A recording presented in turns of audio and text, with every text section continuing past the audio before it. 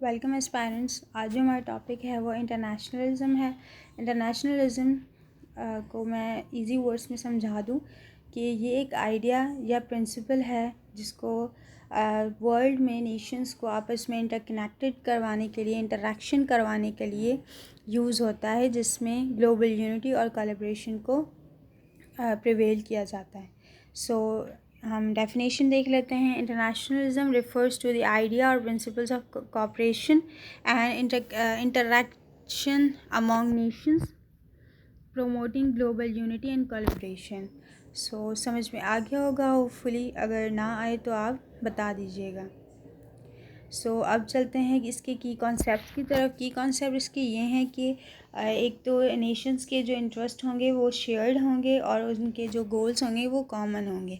और इनकी की कॉन्सेप्ट में सेकंड जो कॉन्सेप्ट है वो recognition of the interconnectedness of Nations, कि जो नेशंस होंगे वो आपस में इंटरकनेक्टेडनेस उनकी बढ़ जाएगी ग्लोबलाइज वर्ल्ड में। हिस्टोरिकल कॉन्टेक्स्ट देख लेते हैं, जिसमें ये है कि emerged in the aftermath of world war two के बाद as a response to promote peace and prevent conflicts. Peace को प्रमोट करने के लिए इंटरनेशनलिज्म जो है वो वर्ल्ड वॉर टू के बाद ज़्यादा फैल गया। ठीक है। डेवलपमेंट ऑफ इंटरनेशनल ऑर्गेनाइजेशंस हुई, जिसमें यूनाइटेड नेशंस सबसे ऊपर आता है, जो बनाई ही पीस के लिए गई थी फॉर डिप्लोमेटिक रिलेशंस। ठीक है। इसके बेनिफिट्स देख लेते हैं। बेनिफिट्स जो हैं वो पीस और सिक्योरिटी है, कॉन्फ्लिक्ट्स को रिमूव करना और ग्लोबल स्टेबिलिटी को प्रिवेल करना। सेकंड बेनिफिट जो है वो इकोनॉमिक ग्रोथ है, जिसमें आजकल ओपन मार्केट्स और इंटरनेशनल ट्रेड कंट्रीब्यूट कर रही है इकॉनमी को डेवलप करने के लिए। फिर आता है कल्चरल एक्सचेंज। इंटरनेशनलिज्म के थ्रू जो कल्चर है वो एक्सचेंज हो रहा है, जिसमें शेयरिंग ऑफ आइडियाज़, वैल्यूज़ और ट्रेडिशंस जो हैं वो इनरिच हो रही हैं और सोसाइटीज़ भी मिक्सड हो रही हैं। ठीक है। चैलेंजेस क्या क्या आते हैं इसके? चैलेंजेस जो हैं वो एक सॉवरेंटी कंसर्न्स होते हैं, क्योंकि अगर आपस में कल्चर और मतलब कि दूसरों के वेस्टर्न कल्चर जो है वो साउथ एशिया कल्चर भी मिक्सअप हो सकता है ग्लोबलाइजेशन के थ्रू, इंटरनेशनलिज्म के थ्रू। तो एक तो सिक्योरिटी कंसर्न्स होते हैं, और सिक्योरिटी कंसर्न्स में भी criticize argue that excessively collaboration में कॉम्प्रोमाइज़ इन नेशनल सॉवरेंटी। सबसे ज़्यादा जो नेशनल सॉवरेंटी जो है वो थ्रेटन होती है इसमें, चैलेंजेस में। और इनइक्वालिटी, सम नेशंस में benefit more than others leading to global disparities. Global disparities जो है वो लीड करते हैं, और फिर नेशंस जो हैं वो एक दूसरे से बेनिफिट्स उठाते हैं, किसी को कम मिलता है, किसी को ज़्यादा किसी से मिलता है, तो ये चैलेंजेस हो सकते हैं।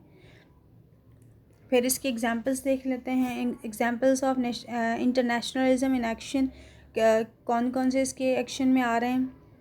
यूनाइटेड नेशंस अ की institute fostering international cooperation. United nation जो है वो बहुत बड़ा रोल प्ले कर रहा है इंटरनेशनलिज्म को फैलाने के लिए और इंटरनेशनल कोऑपरेशन के लिए। ग्लोबल ट्रेड जो है वो एग्रीमेंट्स हो रहे हैं, जिसमें वर्ल्ड ट्रेड ऑर्गेनाइजेशन जो है वो काम कर रही है promoting fair and open trade practices. और वो लोन्स भी प्रोवाइड करते हैं, वो WHO और दूसरे हैं, ये लोन भी प्रोवाइड करते हैं, और स्कीम्स और दूसरी चीज़ें भी ये ऑर्गेनाइजेशंस देती हैं ताकि इकॉनमी पे काम हो सके। फिर आता है हमारा इंटरनेशनल एड और डेवलपमेंट पे भी ये काम होते हैं।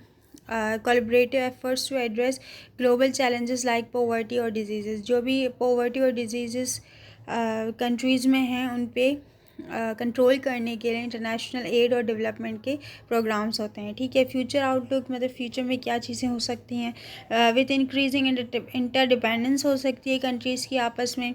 The need of international cooperation is more crucial than ever. International cooperation जो है वो क्रूशियल हो सकती है बहुत ज़्यादा।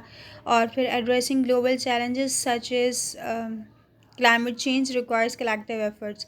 जो अभी क्लाइमेट चेंज बहुत ज़्यादा पीक पे चल रहा है, तो इसके लिए कलेक्टिव एफर्ट्स भी चाहिए होंगे इसमें। और हो भी रहे हैं। ठीक है, इसको कंक्लूड कर देते हैं एक सेंटेंस में। इंटरनेशनलिज्म जो है वो remains a vital concept in shaping a more interconnectedness, peaceful और प्रॉस्पेरस वर्ल्ड।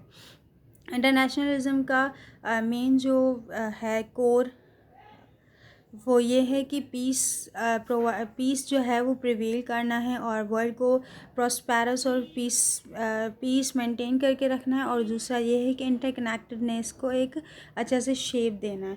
तो ये था हमारा टॉपिक। अगर आपको इसमें से कोई भी क्वेश्चन है तो आप कमेंट सेक्शन में हमें कमेंट कर सकते हैं। Thank you for watching our video.